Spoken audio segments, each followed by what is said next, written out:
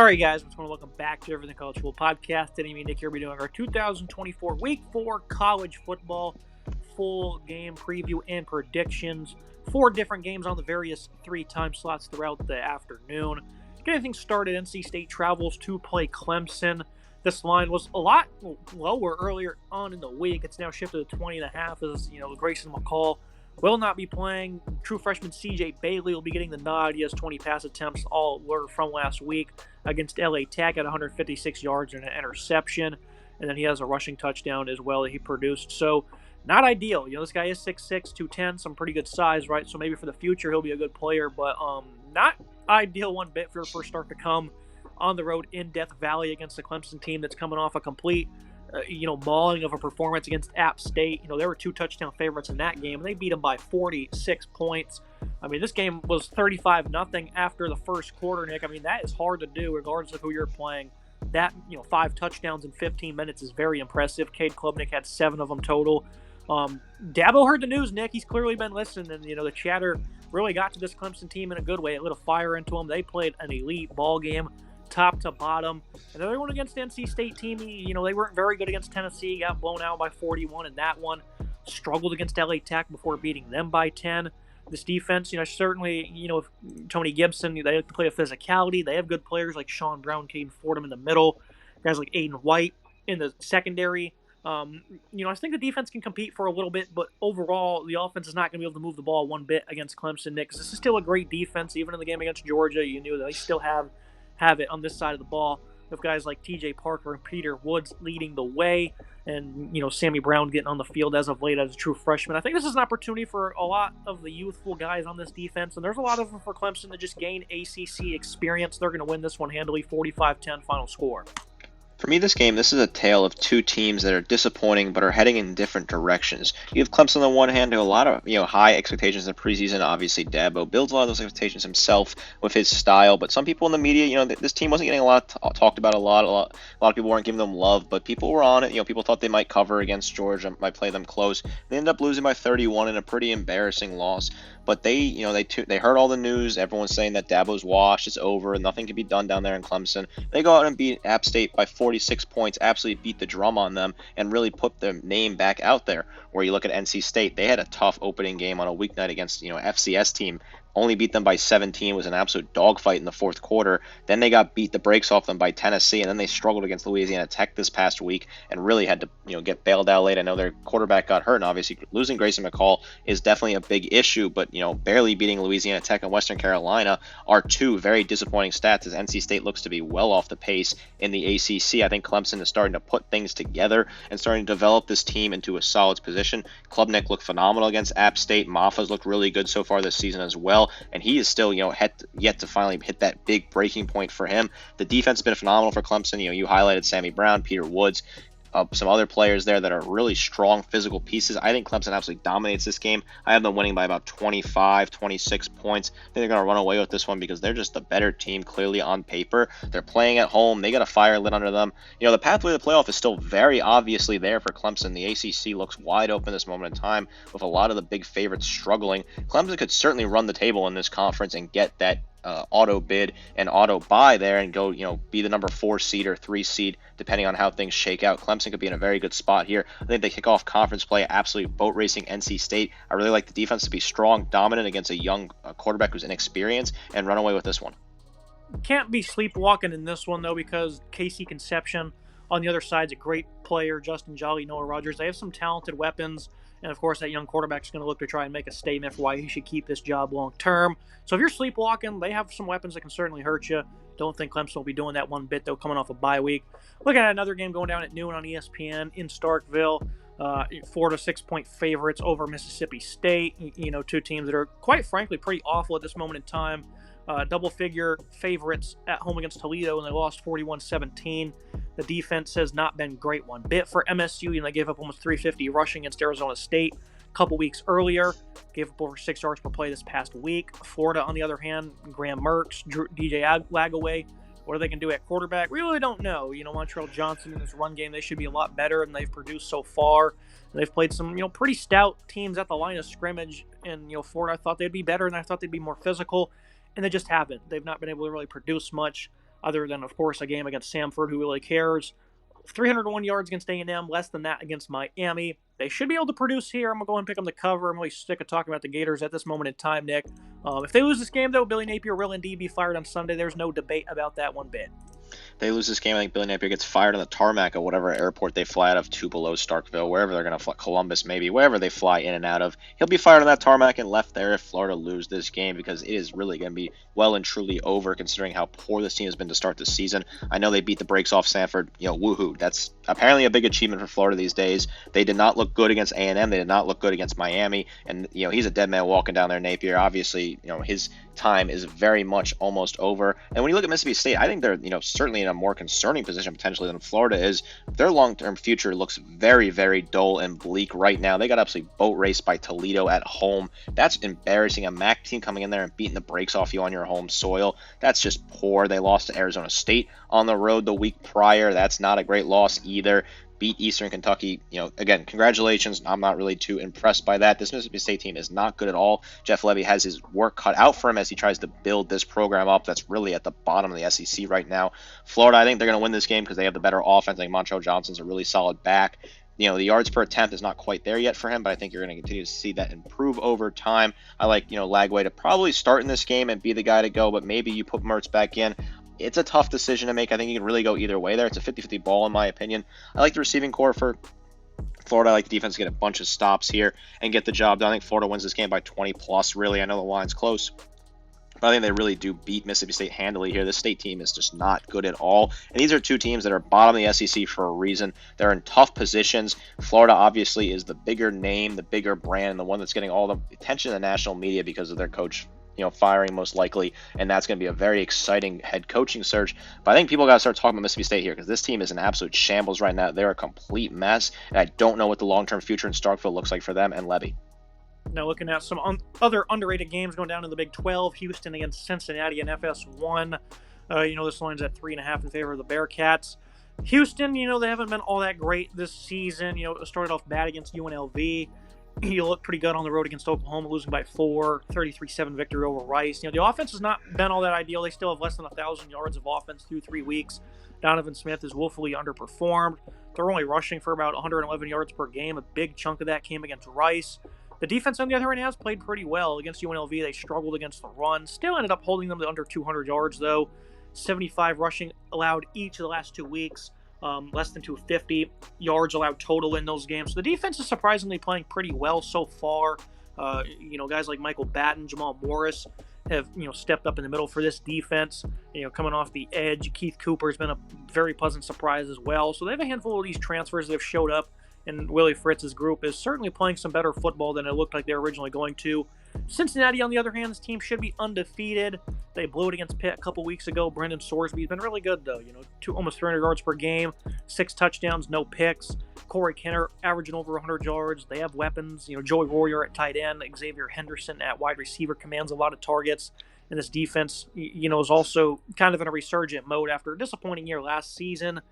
Garrett Bartlett, a transfer, has been great. Eric Phillips, a veteran, has stepped up. Dante Corleone in the middle against the run is just a splendid player at 320 pounds. Houston's not going to be able to generate much offense, I don't think, in this one, Nick, and I think their secondary is certainly going to get attacked a lot. And again, you're struggling to run the ball, and now you face Dante Corleone. It's not going to be a pleasant day. I'll take Cincinnati to cover. I think this team will be pretty good this year. Again, they should be undefeated, Nick. They got to put that one behind them. They did last week, going on the road to play a very tough Miami of Ohio team. And they were able to beat them, pretty convincingly, 27-16. It was a 2-score game for a majority of that contest. Impressive way to bounce back. There's a lot to like here for Cincinnati, in my opinion. This team should be 3-0. That Pitt game was a complete disaster. But you got to rub that, throw it away. I like what they have on offense. I think Sorsby's a really good quarterback. Right now, 867 yards passing, 6 touchdowns for him. Xavier Henderson is really good, 23 yards receiving, 292, and a touchdown for him. They've been able to run the ball as well, pretty efficiently, which is solid for this offense. They put up 38 points against Towson, 27 points against Miami, and 27 points against Pittsburgh. So they have been able to score at least 20 points per game so far. Whereas you look at Houston, this offense is not very good. The quarterback has more interceptions than touchdowns so far this season. Donovan Smith, that is, who's really not playing very good at all. Looks uncomfortable. The rushing game has not been able able to figure it out at all. They've not been able to really run the ball effectively. They beat Rice 33-7. The defense has been good, right, holding Rice 7 points, Oklahoma to 16, and UNLV to 27. I think it's still impressive numbers, even though they lost the UNLV game by 20. I think that that offense is a really dynamite, solid offense. To hold them to 27 points, I think is impressive enough. They held Oklahoma, to 16 points, and really were in a dogfight with the Sooners on the road in a very impressive performance before beating, hometown rivals in Rice. I don't think Houston's going to play very strong in this game. I do think the defense will make some stops here and there. We'll keep it close, but the offense will continue to stall out, allowing Cincinnati to cover the spread and pull away late in this one. I like what they have. I think Cincinnati's a sleeper team in this conference. They're really making some solid moves. Their offense, I think, is a really good unit. The defense has some really strong pieces, and they played good defense last week against Miami, Ohio, who is no pushover out of the MAC. I like Cincinnati to cover and win this game, and that's a team I'm keeping my eye on as we get closer to the playoff time. This team could certainly win this conference, in my opinion. They're a pretty strong way to go, starting off pretty solidly. Now you look at another game where the loser of this contest will have 3 losses in 4 weeks. Not ideal, and we didn't think either of these teams would be knocking on the door this early. West Virginia didn't look good against PSU in the opener, blew a double-figure lead against Pitt on the road on Saturday. Kansas upset on the road against Illinois. And then against UNLV, they just lost at home in a disappointing effort. Jalen Daniels, and I warned people of this. He's got obviously a guy who has high upside talent, good size. His abilities are strong, but on film, he just didn't always seem to produce, and his experience in game isn't all that great. He's been awful. 55% completion rating, 6 interceptions, 3 touchdowns. He's giving them absolutely nothing, and this is relatively the same offense from last year, other than some retooling up front. This is a good receiver group. Luke Grimm, Lawrence Arnold, Quentin Skinner. These guys are just not getting the football at all. The run game, though, for them is still good. Highshaw and Devin Neal is a very good running back duo. They've certainly took care of business this year, over 6 yards per carry so far. And that's what they need to do, is run this ball. And, West Virginia certainly collapsed last week, but they've been strong against the run. That's not been a problem for them. Other than the Penn State game, where, that's, certainly acceptable. They did a good job against Pitt. TJ Jackson's been phenomenal, 7 TFL. That's one of the higher marks in the country. Josiah Trotter at linebacker is really stepping up. Trey Lathan as well. 2 young guys. You wondered how they would perform this season at that position, and they've handled it pretty admirably so far. And then on the other hand of their football team, Garrett Green, having an all right year. Probably not playing as good as he should be. Only 122 yards rushing, only completing 60% of his passes. The running game, C.J. Donaldson, Jaheim White, they certainly didn't, probably have the strongest of games last week. You only won 88 as a team against Pitt. This is a hard game to judge because both of these teams have drastically disappointed. Which one's going to step up? I think at the end of the day, it's going to be West Virginia. I think they're going to get back to running the football at a more dominant pace. I think, Daniels is going to continue to struggle, and I think this will be a lower scoring, sloppy affair, but I'll go ahead and take West Virginia to cover the line that's now at 2.5 as they come to Morgantown. This is certainly a fascinating game for me on this early slate because you have 2 teams here that are 1-2 that should not be 1-2. Both teams beat their FCS opponents handily early on in the season. West Virginia lost to, arguably tougher opponents with Penn State, obviously a really top team, and Pitt's a really good team on the road. That's a rivalry game. So those are 2 tougher games. Meanwhile, you have this Kansas team that lost at Illinois, probably should have won that game, then lost at home to UNLV. Pretty tough loss for them this past week. That offense looked really poor. This is a game where you're going to see which offense is going to get it right, and I feel like West Virginia has the better chance of getting it right this week. I think Garrett Green is still an incredible quarterback who's not having a phenomenal season, but he's a guy that I think can really break out at any moment in time. 607 yards passing, 5 touchdowns, 2 picks for him. C.J. Donaldson, 246 yards on the ground, and 3 touchdowns, which I think is a really solid number for him. You expect a little bit more out of him and his running back partner, but I think this is an opportunity for them to get right, figure out in front of the home crowd, get some juice. Meanwhile, Kansas, Jalen Daniels has a lot of high upside potential, but man, he's been sloppy this year. 3 touchdowns, 6 picks is not good enough. 442 yards passing, and they don't have a backup like they did last year, so they can't swap it out and pull the plug. They're going to ride with Daniels here, and they're going to have to hope that he figures it out. Completion percentage certainly needs to be worked on as well. Neal at running back has been really solid as well, better than Donaldson arguably so far. Same number of carries, almost 100 more yards rushing, but 1 less touchdown. Neal is a really solid back that could break out at any time, really bust a hole.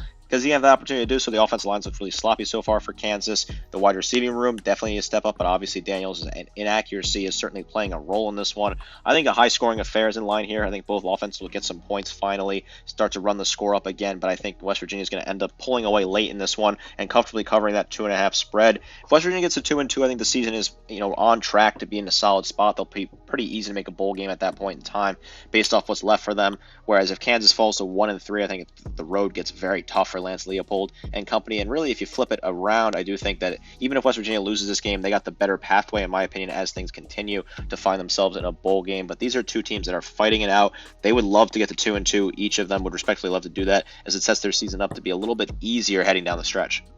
Now moving to the mid-afternoon slate, a game that I did in full, so we'll kind of keep it a little shorter here. USC, Michigan, ranked Big Ten matchup.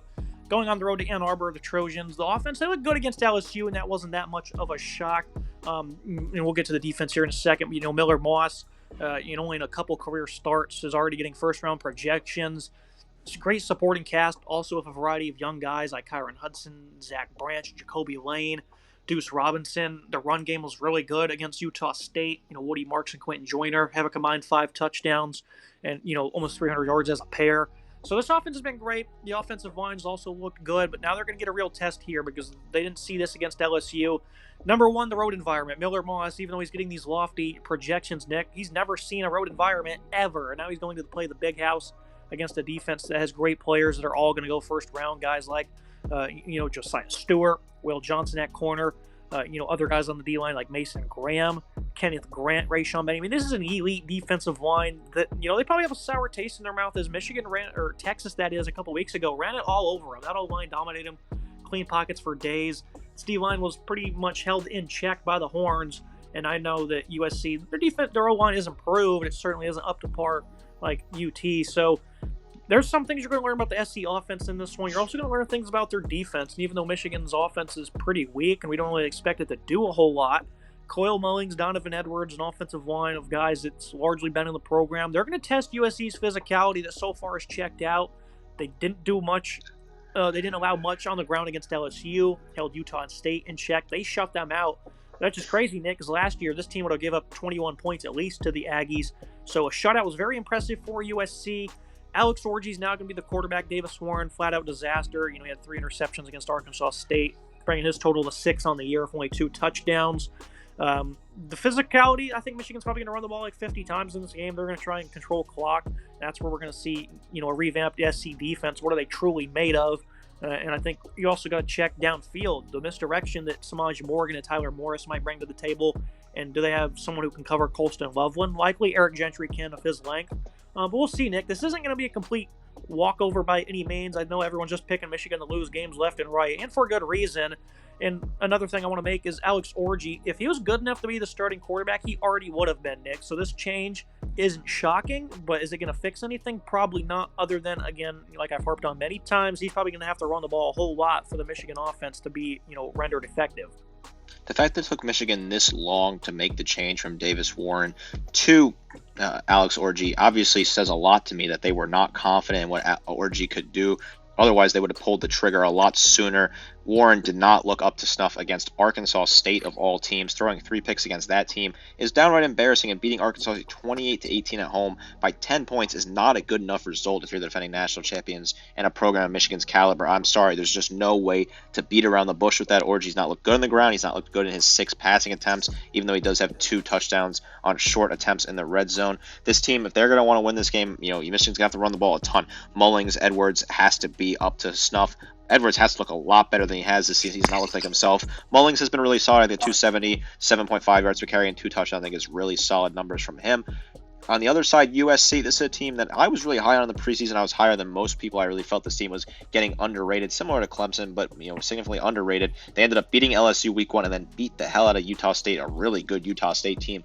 Like you were saying, they would have given up a lot of points to them last year. That offense is no joke. The Aggies have. They're a really strong team in their conference, and they beat them 48-0, a really big win. And the pathway for USC to playoff is certainly laying out there right in front of them with the way that some of their teams on their schedule are disappointing. This is a big road test. Obviously, Miller Moss hasn't played in an environment like this, but he's been phenomenal so far. 48 of 66, 607, and 2 touchdowns. He looks comfortable. Woody Marks looks like he's plugged in perfectly at running back. 30 carries for 171 yards and 3 touchdowns. I like what this offense has been able to do. The defense has been really strong as well, holding LSU to 20 points. I thought was impressive. Getting big stops late in that game was also really impressive. And I like them to have success against a Michigan offense that really has no pulse right now. I'm taking the Trojans to win this one. I'm taking them to cover the spread. I like this matchup a lot. I would have taken USC to win this game a couple of weeks ago, but now as things continue to kind of shake out, I like what the Trojans have a lot here. I think they're going to win this game, get another big statement win. I think Lincoln Riley's building something very strong out west. This team has positioned themselves to be very in a good position here in the Big Ten. This could be a huge win for them to open up conference play against defending national champions and continue to build that resume. This is a very strong team, like what they have on offense, like what they have on defense. And at the same time, their crosstown rival will also be going on the road to face a ranked opponent in a tough environment. UCLA going to LSU. I picked the under 4.5 wins for UCLA to be my lock of the year, Nick, and they've pretty much already locked it up if you look at the remaining schedule. Ethan Garbers didn't think he was any good. He's not so far. 3 picks, 54% completion rating. Outside of J. Michael Sturdivant at wide receiver, I didn't feel like they had much talent, and he had 0 receptions last week. The O-line, obviously, they had a lot of departures. Run game doesn't have all that good of talent either. The defense, they lost Deonton Lynn and a lot of their talent as well. I mean, they still have some seniors, right? But guys that certainly aren't as, impactful performers for UCLA. This team's not good, and I'm not shocked one bit, Nick. I picked Indiana to cover last week. I thought it'd be a closer game, though. They beat them by almost 30. LSU, on the other hand, battle-tested on the road against South Carolina. Started down 17-0, made a lot of mistakes, gave up some big plays. It was a far from perfect game for LSU, but if they would have cleaned up some of those mistakes, they probably would have blew out South Carolina, quite frankly. Garrett Nussmeier had a boneheaded interception at one point in that game, but so far he's been good this year. 70% comp rate, 300 yards per game, 10 touchdowns, a second nationally. Figured Aaron Anderson would emerge this year, and he's, their leading receiver in terms of yards. Kyron Lacey has 1 less than him with 4 more touchdowns, and then Mason Taylor as well. I mean, they have a nice trio of pass catchers here. Caden Durham really stepped up as a running back for them. The true freshman had 98 yards and 2 touchdowns with some hard running. And, of course, the offensive line for LSU is phenomenal. They're going to absolutely steam UCLA in this one, 24-point line. I think their team total is at 40.5. If you want to go ahead and parlay those, it's going to be a winner, Nick. 45-10 type game. I already gave that prediction out earlier for another game, but it seems very ideal. This is not going to be a close game. They might even hang 60 on UCLA. This is certainly an opportunity for LSU to get a ton of points on the board and blow out a bad UCLA team. I mean, this team beat Hawaii 16-13. I know they had to travel out there, but still, only beating Hawaii by 3 points is an embarrassing result. It got absolutely boat raced by Indiana last week at home. Things do not look good for the Bruins at all. They're a complete mess. Ethan Garbers does not look like he's really ready at all right now. 3 interceptions to 1 touchdown, 400 yards passing. Just a disaster across the board. The defense got ran all over last week. Indiana was able to do whatever they wanted with them. This UCLA team is a complete mess and disaster, which, I felt was going to happen. This was a tough transition for them. They really are a struggling team. Their coaching looks like a complete disaster right now. They really don't seem to know what's going on at all and really don't know what the long-term vision is. I know I spoke about Florida and Mississippi State lacking long-term visions early in the episode. UCLA lacks long-term vision big time, in my opinion. They seem to be completely lost in the Big Ten. Doesn't make a whole lot of sense at all as they kind of figure this out. They seem to be really a very bad fit early on, considering they got blown out by Indiana, who's completely rebuilding right now. As for LSU, they escaped South Carolina, definitely got bailed out. South Carolina made a few mistakes late in the game and really let that one get away from them. If they had lost that game, this would be a totally different story, talking about Brian Kelly and what's left of LSU. They did not look great against USC, certainly on defense, and this defense did not look good against South Carolina, again, giving up 33 points. The offense is going to be the big story here. I think they're going to score 50-plus points against this UCLA team. I like, Nussmeier. He's been the truth so far, nearly 900 yards passing.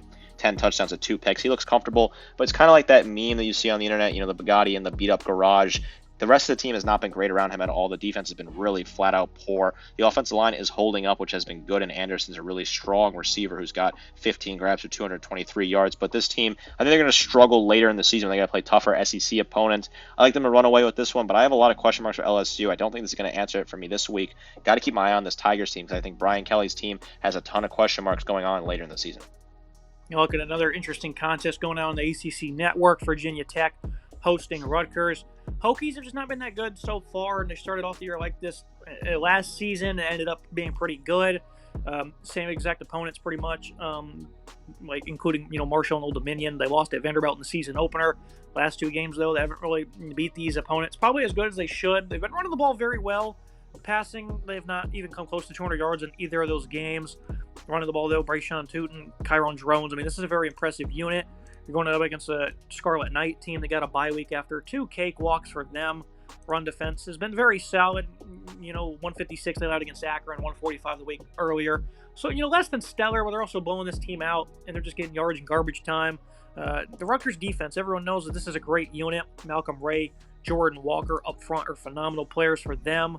Moses Walker's really had to step up at linebacker. Dariel DeJalome as well, due to some injuries in the middle of their defense, but they have a veteran secondary as well. Going up against some great pass catchers for the Hokies, Jalen Lane, Ollie Jennings, Daquan Felton. Felton really hasn't produced at all, less than 50 yards through 3 games, so they need to get back on track with this passing attack. Probably won't happen against Rutgers. Ethan Kaliakmanis, though, he's brought some ideal balance so far against, again, the Wolfville opponents. Has about 200 yards per game, 6 touchdowns and a pick. Damir Miller looks like he's going to be their star receiver this season. And, of course, Kyle Mongai behind a physical offensive line. 373 and 4 touchdowns. This guy's having a phenomenal start to the year. He's going to get a lot of touches in this one against a defense for Virginia Tech that wasn't great. Gave about 250 to Old Dominion. And so far this year against the run, they've been less than stellar. So I think this will be a close game. I think Rutgers will cover. It's like a 3-point line. Not going to pick them outright, though. I think this will be like a 1 or 2 point game. Virginia Tech has been disappointing, though. But they still have guys on defense like Antoine Powell-Ryland, Wilfred Panay, who can really get after it. And, Sam Brumfield in the middle has been a phenomenal linebacker for them. So this is a team in Virginia Tech, Nick, underachieving so far. But we saw this last year. Brent Pry waiting to get his defense, really his entire team, in sync. Rutgers, not the ideal opponent to do that against, though. I think Rutgers is going to win this game outright. I'm taking the Scarlet Knights in this one because I've been very impressed with the defense so far. Very strong unit holding Akron and Howard to, 17 points for Akron, 7 points for Howard. They've been really strong, a big physical unit, and the Virginia Tech offense is slowly getting into sync, but I still have some questions about Drones, who has 2 interceptions this season, has made some mistakes, 628 yards passing, 4 touchdowns. They've been able to run the ball at times, but I think this run defense for Rutgers is in a really good matchup here. Whereas the offense for Rutgers, they've been able to run the ball really at will. Kyle Monaghan has been incredible, 46 carries for 373 yards and 4 scores. Kaliakmanis has looked good so far, given the fact he doesn't have to throw the ball a whole lot against 2 token opposition. 6 touchdowns to 1 pick, 377 yards passing. I think he's having a good day here against Virginia Tech. I think they'll be able to run the ball, chew clock, and get this job done. Yes, it's tough to travel on the road, but I like Rutgers in this one. I think this team has a lot of juice right now. I think Greg Schiano and company are really coaching this team strong. That defense, the linebacking core has been really strong and physical. I expect them to have a big day, and the secondary will have another solid day as well. I like Rutgers in this one. I feel good about this one. This is an interesting matchup out of conference. These 2 teams played last year in New Jersey with Rutgers winning that one. I like them to get the sweep on the home and home and move to 3-0 as things look really positive in Piscataway for Greg Schiano and company. Now looking at 4 o'clock on Fox, a ranked Big 12 matchup between Utah and Oklahoma State. Alan Bowman and a great group of receivers going up against a relatively inexperienced secondary. I think it's going to be a big opportunity for them to strike. Bowman has Brandon Presley to work with, Rashad Owens. I love his hands. Dejon Stribling is coming off a career day. So, they have a great group here. And, of course, Ollie Gordon is yet to get going. Probably not going to happen here against a great defensive line led by Junior Tafuna and, veteran pass rushers like Connor O'Toole and Van Fillinger.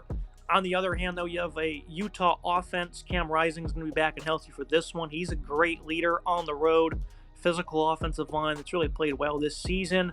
Micah Bernard at running back. I think that he's going to get a lot of touches in this one. And, of course, they have guys that can hurt you as well in terms of, pass catchers. Brant Kuthi, Money Parks. We broke this one down in full, so we'll kind of keep it short here, Nick. I just think that the Oklahoma State defense, they were just abysmal against Arkansas. They were giving up, at one point, 10 yards per play for a good portion of that game. They did step up in big moments. Nick Martin had a lot of negative plays. They were able to get 4th down stops, a couple turnovers that reeled that game back in, and they ended up winning an OT on a 4th down stop. So that's very encouraging, right? But here against Utah, they're not going to make those same mistakes, and you don't have Colin Oliver, who's injured. He's going to be out for a while. I'm going to root for Oklahoma State. I love them in these type of games, home environments, as kind of an underdog. But my gut tells me I have to take Utah because they are going to be disciplined. They're going to run the ball well. Alan Bowman, though, he's probably going to have a good day. Offensive shootout. I took a push because I picked them to win by exactly 2. I think it was a score 38-36. So, yeah, I know, kind of lame a push, but that's the prediction I'm going with, Nick. And I know you're taking the Cowboys outright. I'm taking the Pokes outright. I like this offense to really have a solid day here and get the job done. I think Utah has a good offense. I think it's a very respected offense with guys with Rising and Bernard who are veterans, who have really guys that have been around the game for a while. Rising looks really good so far this season. 7 touchdowns for him, 346 yards passing, while Bernard has 247 yards rushing and a touchdown. I think this Oklahoma State team playing at home has a lot of juice. I know they didn't look great against Arkansas, but they looked good against Tulsa and South Dakota State, that is. early on in the season. I like what they have. Alan Bowman, I think, is a really good player. Almost 1,000 yards passing, 8 touchdowns and 2 picks. He looks comfortable. Ollie Gordon, he hasn't really broken out yet. He's been really uncomfortable. Does not look like his natural self, but expect him to have a decent day here. And Deshaun Stribling has been a really good, exciting player for this offense. Nearly 300 yards receiving and 2 scores for him. I like the pokes in this one. This is a game where Gundy's going to get the crowd fired up. That place is a very tough place to play whenever this team is good, and they're top 15 team here. This is a top 15 matchup, a big matchup in the Big 12 that can go a long way in deciding who could play in the conference title game and win the conference potentially. I thought Utah looked a little weak at time against Utah State last week, giving up 21 points to them. It did not really look good against a bad Baylor team the week before that. I know Oklahoma State struggled against Arkansas, but they blew out Tulsa and looked comfortable in that matchup. I like Oklahoma State in this one. The defense will get some big stops, and the offense will put some points on the board. I'm expecting a shootout here. Like the pokes in this one. I like Gundy to get the job done. A very intriguing matchup going on at 4 o'clock. Now we move to the Saturday nightcap. Number 8 Miami taking on South Florida down in Tampa on ESPN. Obviously, the Bulls have the headlines a couple weeks ago when they took Alabama to everything they probably could until it got away from them there in the fourth quarter. 16.5 point home dogs here. Cam Ward, he's at the top of the Heisman race right now, putting on a clinic, 11 touchdowns, 1,000 yards. They have plenty of weapons. Xavier Restrepo, Isaiah Horton, Jacoby George. I mean, these guys are phenomenal. And, of course, Damian Martinez in this run game. They really haven't even gotten to a full groove yet. A.J. Allen as well. So they have a lot of physicality here. Offensive line is stout in the trenches. Guys like Ruben Bain, Akeem Mesidor. This team, they should be able to compete for a national championship with what they have in the trenches, quite frankly. Tyler Barron, their newly acquired transfer, has 7 TFL as well. So, they're playing outstanding ball on both sides. Going on the road, though, is not going to be easy against Alex Gollish's offense. Byron Brown, this is a guy who he loves physicality. 230-pounder, very good at running the football. He's good speed. They have a very deep backfield. Naquan Wright, Teron Keith, Kelly Joyner. They're going to run the ball a lot here. They average 47 attempts per game. Alabama, they caught that firsthand. They had 46 of them for 200-plus yards. They were able to run it right at them at times with downhill aggressiveness, and it worked. The USF, the thing here is, can their defense hold up? Will Miami stay stout? They have a couple of difference makers. Mac Harris is really good. Deshaun Rucker, that is, and Jamie Petway, their top 3 tacklers, are all very good players. In the trenches, though, do they really have what it takes to compete against Miami? Likely not, but the schemes they operate with certainly allow them to keep these games close, especially Gollish's offense. Miami in the past seems like this is a game they would struggle in, and I think people are probably going to overlook that, and they're just going to expect USF to get blown out. The Bulls might be a trendy upset pick because of what they did a couple weeks ago. Really hard game to pick because of all those factors, Nick. I think they'll cover. I think they'll lose by 2 touchdowns probably in this one. I think they'll play tough. Cristobal, though, in the fourth quarter, this is close. Man, if you're a Miami fan, you're going to be shaking, Nick, because you've seen this story before. You've seen this story before, and it's not pretty for Miami. This South Florida team is a tough team to play if you're a big team. The way that they play on defense and the way that they play with Golish's offense, the 2 schemes they run, give absolute headaches. An Alabama fan, I was throwing fits in my living room 2 weeks ago when they came to Tuscaloosa, and last year when Alabama went to South Florida and struggled in that game. Especially the offense is it's so tough to get a read on that offense. They continue to seem to find ways to run the ball against you. They can't really throw the ball. Brown is not really phenomenal at passing the ball, 448 yards passing and 2 touchdowns, but he is really strong on the ground, 254 and 2 touchdowns. He's a headache to really spy and keep an eye on. Golish really continues to draw up. He gambles. He rolls the dice. He goes for it on 4th down. He draws up some crazy plays. Really tough to play against this team. And if you're underestimating them, like Miami may be potentially doing so, that's going to be a big problem for you because this team has been known to beat big teams in the past and hang around with them. South Florida is not a pushover at all, and Miami should definitely be taking this very seriously.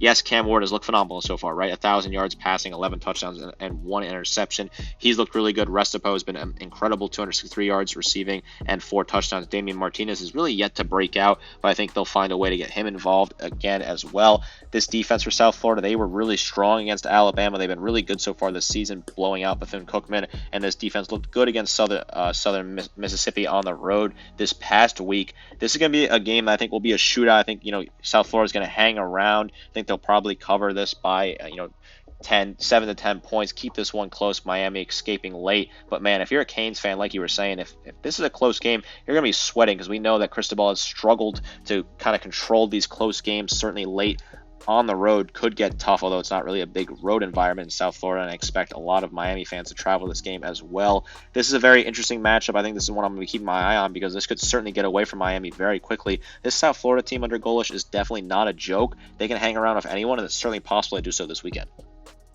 And looking at the featured contest here, Oklahoma and Tennessee, top 15 SEC matchup.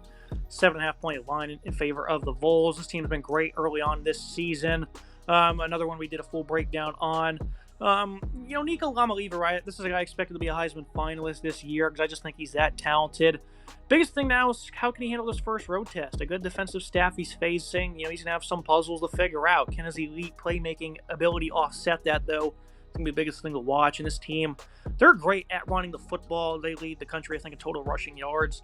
Heupel loves his rushing game. The offense starts moving with tempo, opens up the passing game. Dylan Sampson at the forefront of that with an offensive line that's been great, especially on the interior. Even though I think on the left side with a young Lance Hurd, a guy in Carrick who isn't all that great at left guard. I think this is an area where they could potentially target, that being the Sooners, with a great defensive line that's pretty underrated. I think this game's kind of being overlooked and everyone's kind of expecting a blowout, but I definitely think this Oklahoma D can keep them in this contest. You look at R. Mason Thomas has been phenomenal for them so far. Ethan Downs, these two guys are both going to be coming off that left side, so I think there'll be opportunities to cook. Danny Stutzman, he's going to be firing into the backfield as well. So I think they're certainly going to be battle tested up front for Tennessee. It'll be interesting to see how they handle that. On the other side, though, the Oklahoma offense has been pretty abysmal, and obviously injuries have played a big factor in that, especially up front and at wide receiver. They expected to get, Andrew Anthony and Nick Anderson back. That certainly helps in trying to attack a young secondary for Tennessee. Jackson Arnold hasn't been all that good, though. Had a very bad pick six against Tulane. Has not been good under pressure. Has, had some bad reads or, late throws. Is still working out the kinks as a young quarterback, but he's still a good runner for them. The leading rusher right now. And he's good on QB power and counter runs. The running game overall, though, has also been disappointing because of this O-line. I think this is an interesting game, Nick. This is the elite defensive line for Tennessee they're facing, led by, of course, James Pierce, Omari Thomas, and Norman Lott.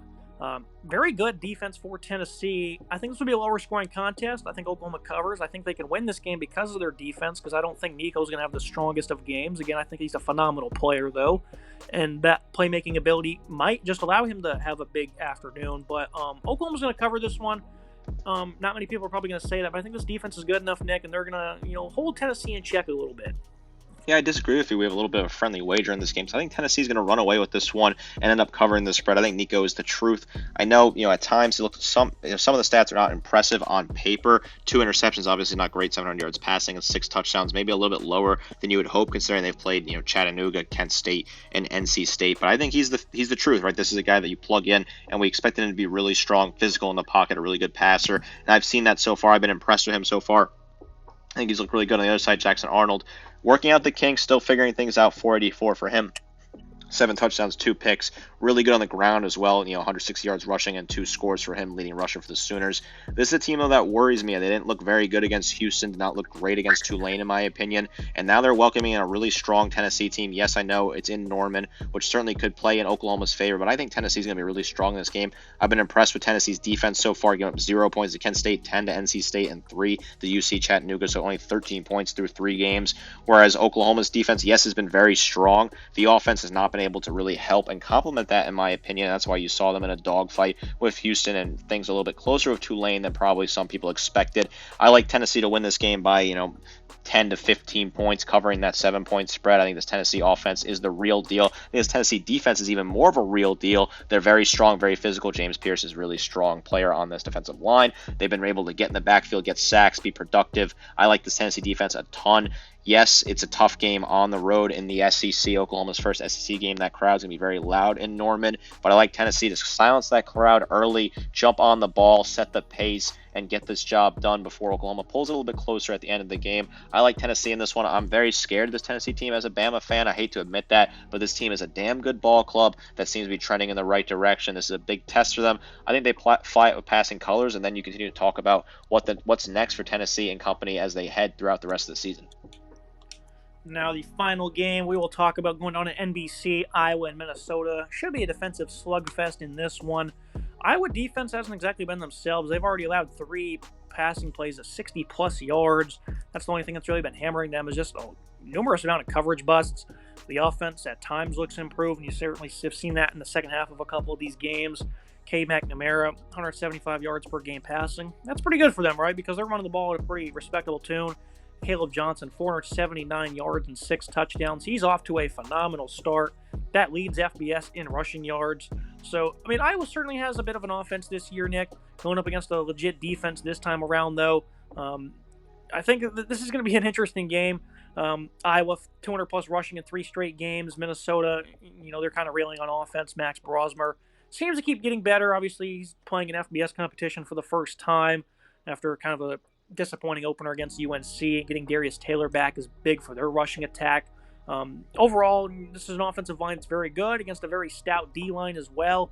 Who's going to make less mistakes? Who's going to be more stout? Who's going to be more physical? It's really going to be the thing that comes down to this one, Nick. It's hard to really analyze these games because there's not much to it, right? It's just who's going to make the less mistakes, who can be better on third down, who can set up their offenses to be in better situations. And right now, I think Iowa, they're going to get back on pace. I don't think Minnesota really has too many deep threats here. Daniel Jackson's phenomenal. They're getting Elijah Spencer involved more. And one thing that Iowa really does is they do a great job of flipping the field, right, where they pin you inside the 5, and it seems every time they do that, they end up getting a pick 6, a safety, a fumble for a touchdown. They always capitalize on those opportunities, Nick, and that's what I'm kind of counting on here is at least, one turnover or forcing a quick 3 and out and getting set up in good field position that allows them to score, 12-6 type of ball game here. I'm going to take Iowa to win. I don't really care who wins. I have both of these teams on my bet list for the over, but I'm going to stick with the Hawkeyes. I think the Hawkeyes win this game as well. This is certainly an intriguing matchup. The over-under was set at 35.5 when it opens. So obviously, they expect a defensive slugfest. Iowa's defense has not looked really themselves. 20 points against Iowa State and 21 points against Troy. A little bit more than you would expect from them so far. They end up losing that game to Iowa State. Whereas the Minnesota defense has been very strong. They lost to UNC, gave up 19 points, but they shut out URI and Nevada in back-to-back weeks. This defense for Minnesota is no joke. Iowa, they can certainly punt the ball. The field position game is huge for them. They punt the ball, they pin you deep. The punter is probably the best player on Iowa. I say that's kind of a joke, but I might be half serious considering how strong of a punter they have, and that's just a historic thing for Iowa. This defense, I think they get back on track here, have a big win against this Minnesota team, although Max Brosmer has been pretty solid. He's sort of slowly figuring it out. 627, 3 touchdowns, and a pick for him so far. Taylor on the ground, 188 and 3 touchdowns, while Jackson has 12 receptions for 156 yards. Cade McNamara has not looked awful. Has really not looked great. 526, 3 touchdowns, 2 picks, but he doesn't have to be phenomenal. Johnson, the running back, has been really good for Iowa. 61 attempts, 479 yards rushing, and 6 scores. Good numbers there. Expect Iowa to run the ball. I think they'll get a defensive touchdown or 2 in this game. Probably get a rushing touchdown as well to cap it off. I'm thinking like a 21-10 score to round this one up and round out this slate. I like Iowa in this one. This is a game, if you like punting, we'll probably see a ton of punts in this game. Minnesota, they can punt the ball too, certainly. They got a nice punter over there up in Minneapolis as well. Very interesting matchup. I like the Hawkeyes in this one. This is a game that I'll just keep a close eye on from a little bit of a distance. I won't be watching it. I'll probably watch the Tennessee-Oklahoma game or the Miami-South Florida game, depending on how the scores look in those ones. Won't be watching this Iowa-Minnesota game, but I'll just keep an eye on it, peek on it, see what the punting looks like at the end of it. Expect a big field position battle up there in Minneapolis. That's going to be it for today's episode. As always, Nick, appreciate you joining me. A quieter week 4, but as always, plenty is going to go down that dictates the future of the sport. So there's going to be plenty of excitement here and plenty to look forward to. No week is truly quiet in college football. A lot going on every single week. There will be upsets this week. There'll be teams that blow teams out when they're not supposed to. There'll be intriguing games.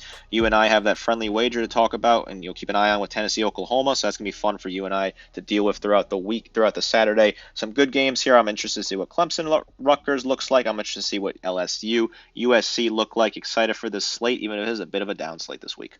Make sure you guys like, comment, subscribe. See you next time.